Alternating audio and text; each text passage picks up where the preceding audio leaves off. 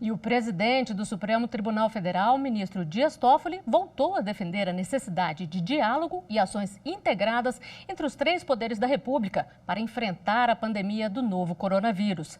Dias Toffoli participou nesta segunda-feira do programa Roda Viva, da TV Cultura. Durante quase 1h30, o presidente do Supremo Tribunal Federal respondeu às perguntas dos jornalistas. Os principais questionamentos foram sobre a relação entre os três poderes e as ações da Suprema Corte do país para enfrentar a pandemia do novo coronavírus.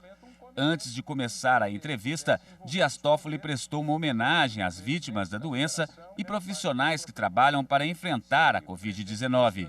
Eu gostaria, antes de mais nada, de externar, em nome da Corte, a minha solidariedade e os meus sentimentos a todos aqueles que perderam familiares, que perderam amigos, a todos aqueles que estão se convalescendo e também prestar uma homenagem a todos os médicos, a todos os enfermeiros, auxiliares de enfermagem, fisioterapeutas, faxineiros que estão em hospitais e também a todos que prestam serviços essenciais. Durante todo o tempo, o presidente do Supremo Tribunal Federal manteve um tom conciliador e destacou a importância do diálogo entre executivo, legislativo e judiciário. Eu citei Hannah Arendt no discurso de posse e eu citei a seguinte frase dela, também citando Habermas, Celso Laffer: o poder que não é plural é violência. E o diálogo é fundamental para que haja pluralidade. É fundamental. O Estado é um só. Quando se assume a presidência do Supremo, você é chefe de um dos poderes deste Estado, que é um só. Então você tem que dialogar.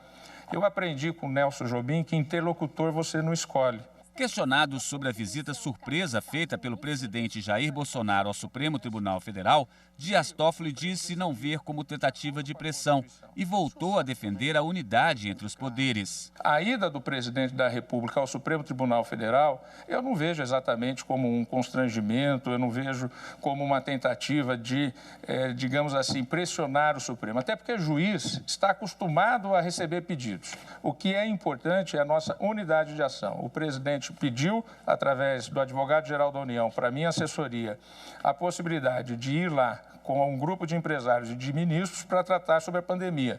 E eu aceitei a ida dele e depois eu expliquei a ele que as decisões do Supremo, elas são dadas em razão da Constituição brasileira. Sobre o combate à pandemia, o presidente do STF disse que não é possível transferir responsabilidades e lembrou que o Supremo Tribunal Federal tem concentrado esforços em processos que se referem a ações de enfrentamento ao coronavírus.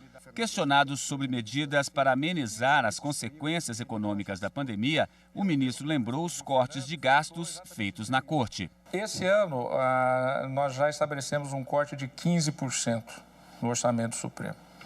De 15% no orçamento supremo que nós vamos fazer daqui para frente. Se nós pegarmos entre 2009 e colocar o orçamento que houve em 2009, há 11 anos atrás, e o orçamento que vamos executar em 2011, nós economizamos 34% do orçamento. Dias Toffoli rebateu as críticas de que o Supremo Tribunal Federal estaria sendo lento para responder aos ataques que tem sofrido.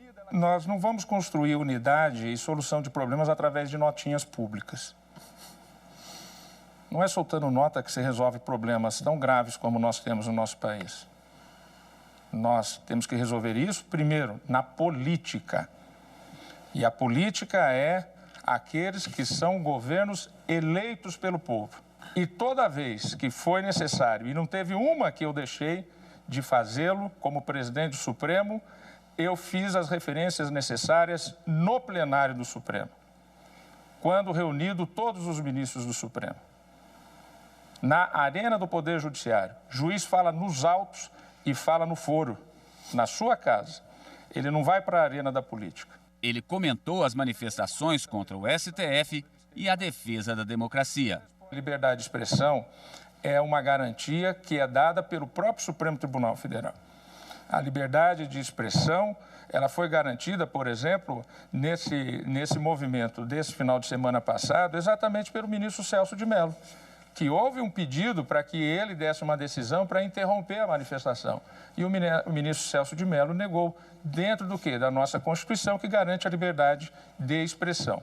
O que não se pode admitir são as calúnias, são difamações e são aqueles que pedem o fim da democracia. Isso não é possível. A democracia está em risco. Olha, primeiro nós temos que lembrar que a democracia não é um dado da natureza. A democracia é fruto da cultura humana. Fruto da cultura humana, ela não é da natureza e ela não é natural em toda a sociedade humana. Ou seja, ela tem que ser defendida permanentemente.